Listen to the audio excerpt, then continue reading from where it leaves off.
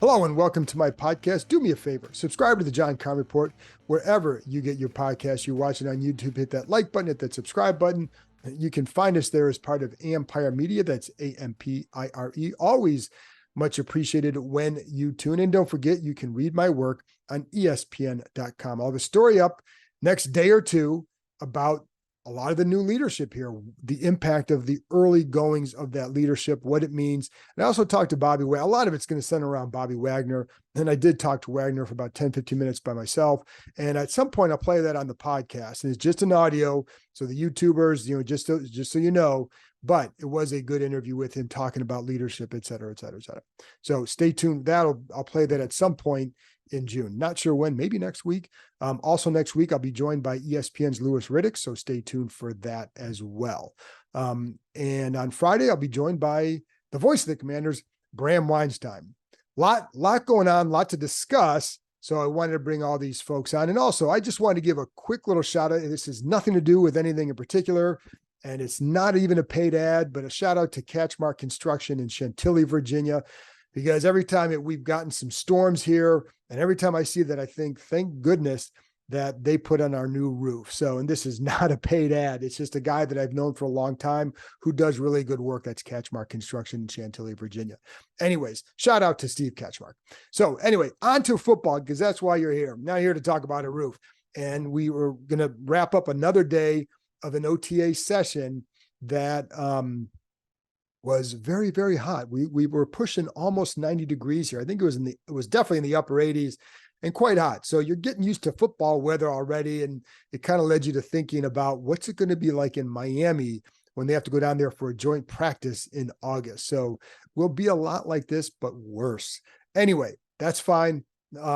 It's also one thing you like that I enjoy with these with the OTA stuff. You do see some competition in there, right? And that's obviously Dan Quinn talks a lot about how much he loves to compete. And I would say that when you get into 7-on-7, the competitive side of every athlete takes over.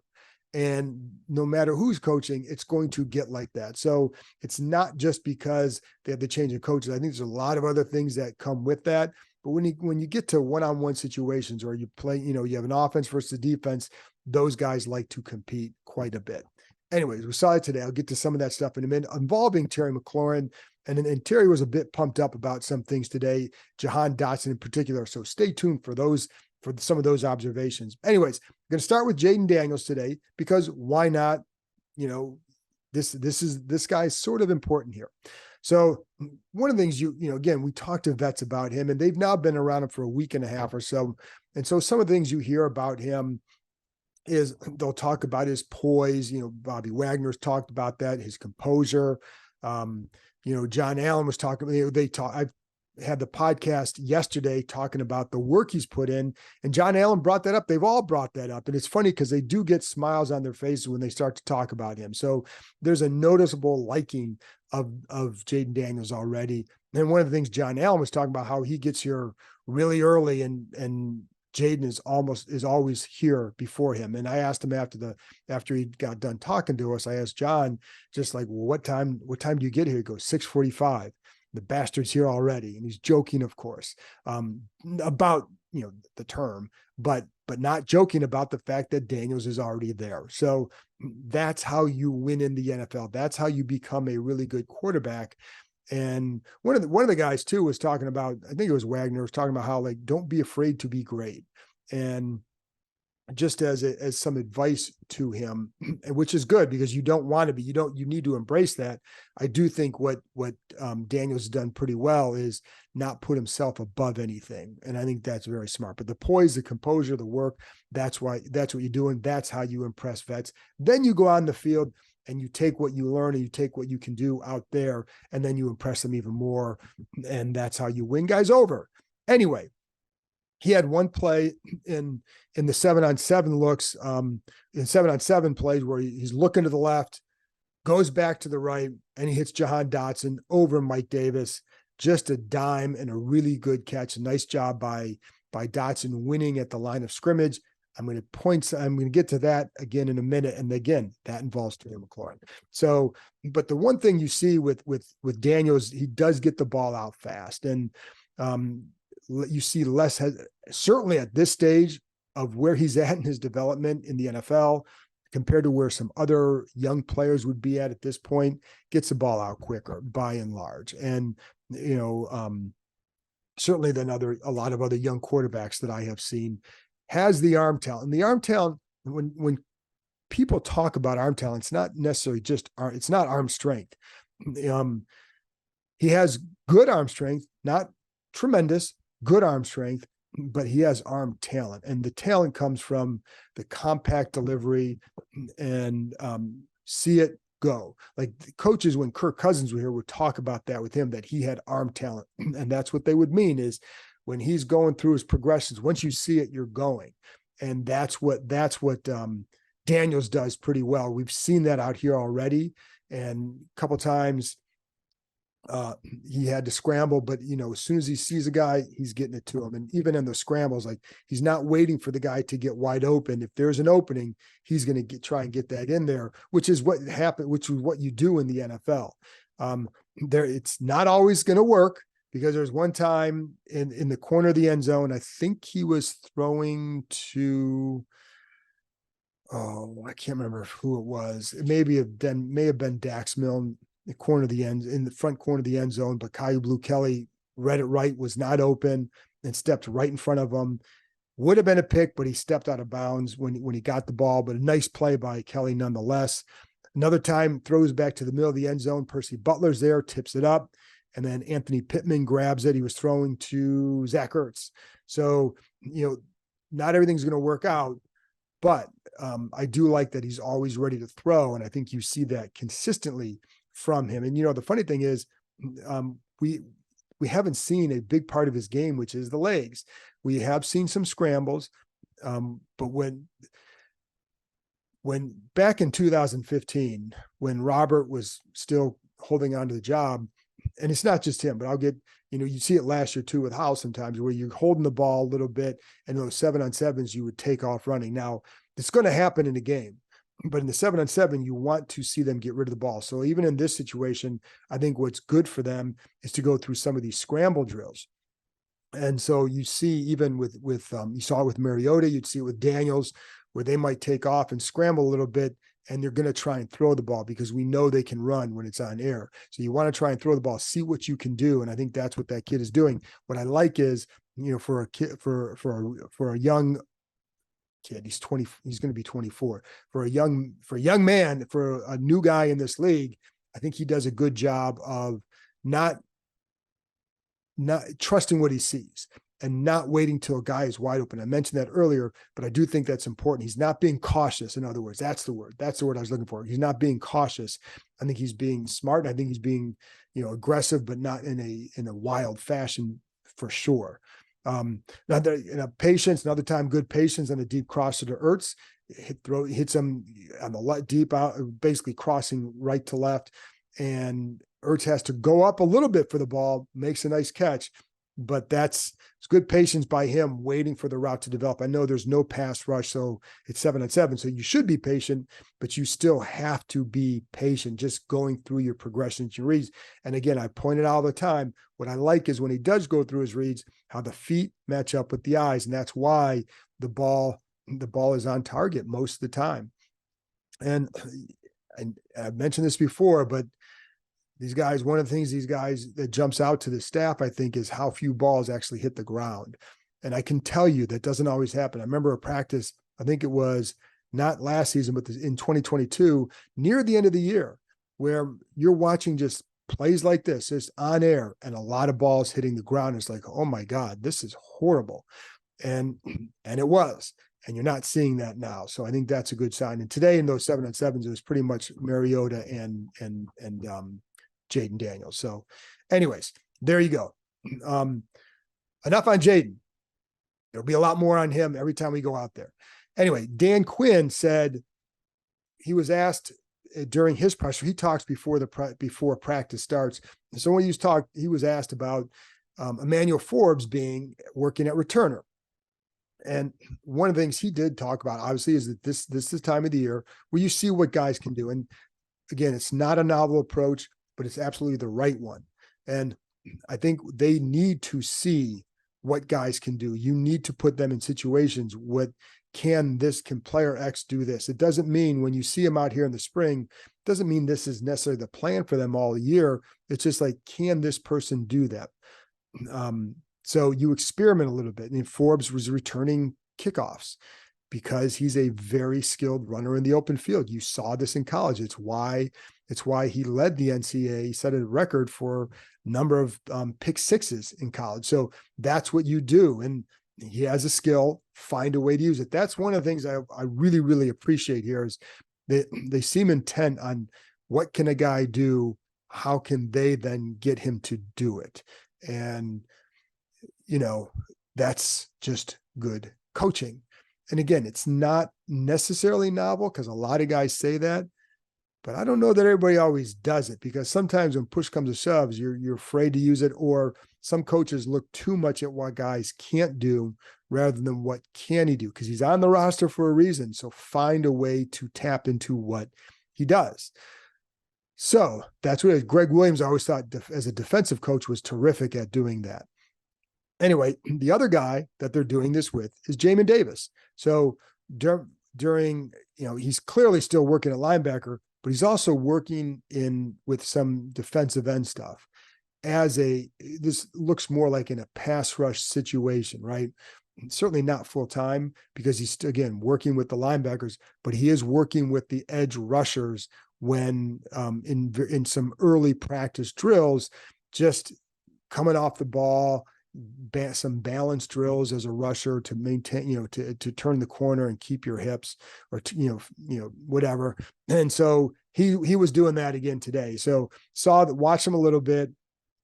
And there was one time where comes off the ball, takes an inside path. And this is just in warmups, right? You're just going against the guy on the other side is another defensive player who's holding the bag as a blocker, right? So it's not like there's no contact a lot in these practices, but you're working on technique, you're working on footwork, et cetera. So Daryl Tapp, the D-line coach, loved how he made this one and just came off the ball, just cuts inside, and just a good footwork, good job by Davis. Then watched him run, and they have one drill where you're coming off the ball, but they have like a big hoop on the ground, and you just got to go around that to maintain your balance, as if you're turning the corner and kind of coming back inside to go get the quarterback, right? And kind of going around the tackle. And in this case, it would have been like a right tackle, because you're the way you're dipping to your right. So he did that, and he was off balance in that. Now, I'll be curious to see where is he, if he continues to work there, what does he look like in mini camp even, and then in training camp doing that drill, because it would be a new thing for him. So it's just another way to find, like, what can this guy do? And there were times they'd line him up on the line last year, but mostly in a stand-up position. Not mostly, but it would be in a stand-up position. They would move him around, but this time they're trying to rush, put him down, see if he can do this. Again, I'm recording this on May 22nd. These are times where you experiment with things to see, does this make sense for them to continue this and see what he can do? And you may as well, because you got Frankie Louvu and Bobby Wagner in there at linebacker, and you want to find a way to see what can Jameis do to help you more, because these guys are going to get the reps, and there's two linebacker sets. It's going to be those two. So how can Davis help you in other ways? And that would certainly be a way that you can get another guy on the field who's a good athlete. He does have good length. He's got 33-inch arms. And just by way of comparison, I looked at like Chop Robinson, for example, edge rusher, 32.5-inch arms. Javonte Jean-Baptiste, who was a 7th-round pick, 33.75-inch arms. So obviously a little bit longer. Jared Verse from Florida State, 33.5. So it's not like it's not tremendous length. It's good length. And that's what you need. So we'll be curious to see if he does there, because again, he is a good athlete, and I think it's very smart to find a way to get him on the field to see what else he can do. It's why Niles Paul years ago moved from receiver to tight end. I mean, it was either going to be there or over to defense, but they moved him to tight end because you just want to find a way to keep a guy like that. What more can you do? So Um, but anyway, so that's what he's doing. But when they went to 7-on-7, to be clear, he was working at linebacker. And then even after those early drills, he went back with his group at linebacker. So that's what he was doing. But and there was one stretch where he had one stretch in the 7-on-7 where covering John Bates, good coverage off the line, no separation. Next play looks like man, but then drops into a zone, fine. And then the next play was against running back Jeremy McNichols. McNichols was out to the left, or actually the number 2 receiver on the left. So Davis plays with good leverage, forces, basically shades him, gets on the inside, plays inside leverage. And then McNichols, he forces them to cut outside. That's what you want. And that is exactly what you want from that linebacker in that spot, is to do that. And that's something that he's improved on with, but still once in a while will get beat inside, because that's where the running back wants to go. That's where the big yards are. So if you force them outside, they're going to live with that. If there's a few yards, if it's a 5-yard catch, in this case, there was no catch, but if they will live with that, just because that's where you're not going to get as big a play out there. So anyways, that's what he did there. Going back to Forbes, was working with the first group as a corner in the 7-on-7. Again, let's just see where it goes. But and I did tell you last week that they're not going to just hand him the job. So wherever it goes, he's going to have to earn it. But he was working there with the first team. And, there are times where it's like, he's a guy that I want to see more of, and just not measure every little thing. Or not like nitpick every little thing, but see where's the growth. Because like when you're facing this is where those joint practices are going to be very telling for him. And by the way, Quinn, we already knew about the Miami one, and they are looking for another one. As I told you, they played the Jets in the first game, in the preseason game. So I don't know if it would be them, or would you have another team come in earlier than them just for some work, or go somewhere. They're not going to go up to Baltimore because they play them during the season. But, is there another team that maybe you can do something with? Anyway, that aside, I would like to see him against some other teams just to measure that growth, because I told you yesterday, like the Baltimore, maybe I didn't, but maybe I told the club members this, but the Baltimore joint practice was very eye-opening for him, and not necessarily in the good way. So we're definitely not in the good way, because you saw him get beat more than you'd like. Anyways, so there was one route he had today where it's good initial coverage against Dammy Brown, cuts back outside on the scramble drill, and Forbes kind of stumbles a little bit, and then Brown makes the catch. Nice play by Brown. Good job by him. Wasn't bad coverage off the snap. It's just scramble drill. And that's part of the NFL too. And it's part of what you got to do. And especially when you're going to go against these quarterbacks here with Mariota and Daniels and Mariota, because obviously they can both do that very well. All right. So Terry McLaurin, I brought him up earlier. And again, competition, right? This is what they like. And he had a nice catch he made a nice catch off a pass from Mariota down the left side. So I was watching another part of the field on this, and then you look at just watching a guy come off the line. And so you don't always see every little thing, but when I look up, it's on the left sideline, and McLaurin's going down. It just kind of reaches out, makes a nice, lunging sort of grab, and was pretty pumped up when he came off the field. Here's basically what he said is, because it was on St. Juste's side, he said he was hyped. He was sitting on the out. I said, we got something for that. So, I didn't see, if there was a fake, I didn't see it. So I apologize. What I do know is he was open. And so clearly he would have gotten St. Juste's he would have had him bite on something short and then just gets around him. So anyway, now on the pass to Dotson that I brought up earlier on the pass from Jayden Daniels, McLaurin, again, very pumped up, and said, and he went over to he went over to Jahan very pumped up and said, you're so much better with your hands. And he was talking about at the line of scrimmage and getting away from guys. He was like really pumped up about this aspect for Jahan. So file that away, that if he indeed is better with his hands at the line, kid could have a nice year for himself and then really help. Like I've told you before, like I would not give up on that kid yet, because there's just too much there. He's smooth. He's got ability after the catch. We saw that. we've seen enough flashes of that, especially his first year.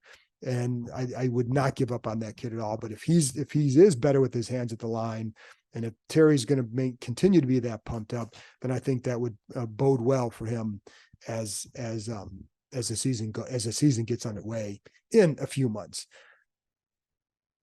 So, and the other thing you see out there sometimes too, and I like watching guys like Bobby Wagner. And the guys like, this is just late May for him, right? He's done this forever and he's really good. But sometimes you see that veteran savvy, and I pointed out leadership stuff that he does, and I talked about that last week. But even like little things on watching him, basically he's over Austin Eckler, and Eckler is just lined up inside on the right, third receiver inside on the right, and he's all lined up over him, but he's going to drop into his zone.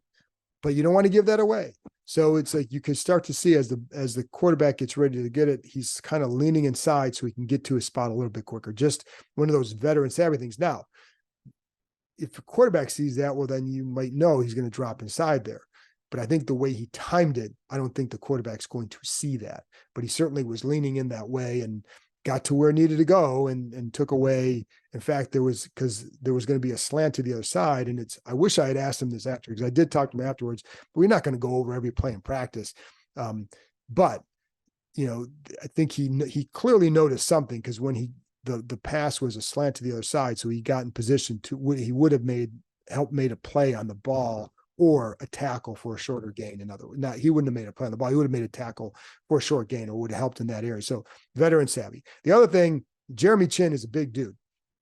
And I think that's one thing that jumps out too. And it gives you that ability to put him down in the box. Again, as we've talked about before, like Dan Quinn likes to use a lot of three safety sets. And Joe Witt, I would imagine, is going to continue that. And Joe Witt, by the way, has a lot of energy on the field.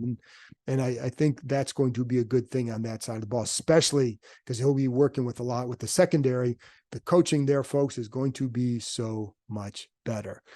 And I'm curious to see who gets impacted the most and how, and what is the result in their play, because it's just, I cannot understate how much better I think this defensive staff is this year. And then one other thing there's a couple other things, but one thing from Dan Quinn, there was one point during the 7-on-7, he goes up to, I can't remember who it was. It was Bryson Tremaine. That's who it was. That's right. So he goes up to Bryson Tremaine and, got his hat on backwards. Tremaine's on the offensive sideline, and he says, "You're walking up to the line. What the F?" He didn't say F. He finished the sentence. "Get up there like you're ready to attack the mother effer." And he didn't say effer. But it was he wasn't happy. Wasn't loud, wasn't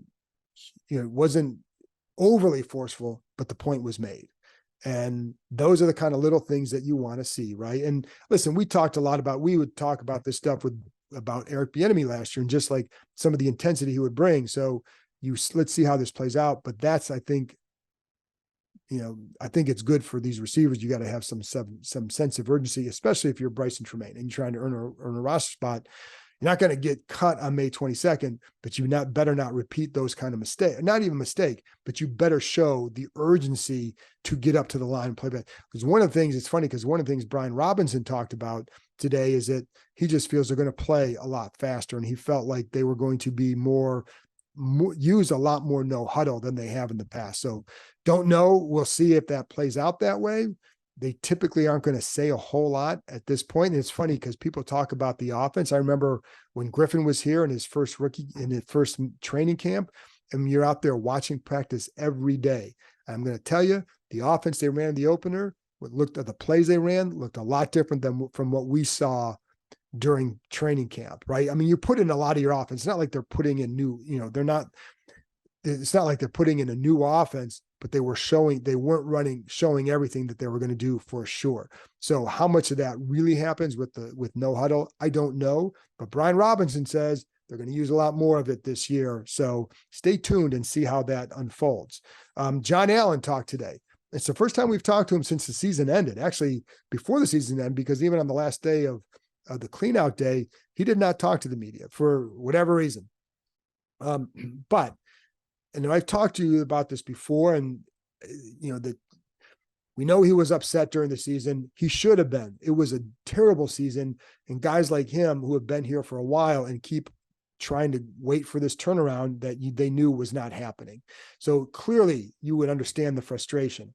He does not want to go anywhere. And he even said he's happy. He feels like this whole experience has been reinvigorating, says he loves the coaching staff. Seems happy. He's not, again, he doesn't seem like he wants to go anywhere. So anyway, not that I don't know that anybody was still wondering about that, but you shouldn't. He wants to be here and see where it goes. As far as Mariota, again, I go back to how I think there's a lot of energy with the staff. And Mariota said, he talked to us as well, said that his passion is still there. At times in the past, there have been times in the past it wasn't there, but he likes the staff and feels like that's kind of given him a boost. He also likes Brian Johnson a lot. So, I think that's been good for him. And it seems like he's in a good mental spot to be helpful to a guy like Daniels.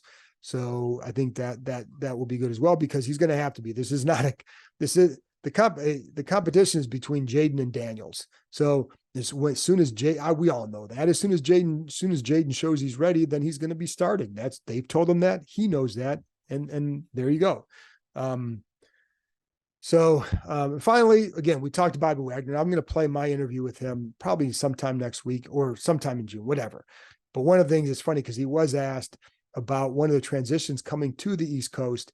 And I think any sports fan can understand this. He said, the biggest thing he's getting used to is having to watch basketball games of teams that he likes at 10:30 at night on the East Coast. So he must be a Lakers fan, because he said, unfortunately, they're not playing anymore.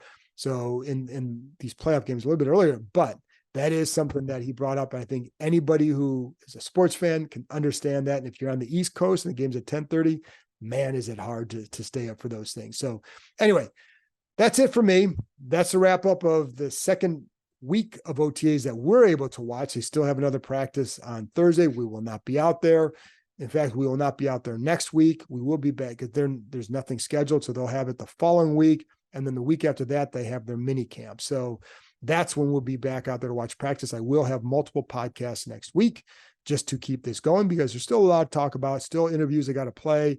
And so there you go. Anyway, appreciate you tuning in. As always, thanks for listening. Talk to you next time.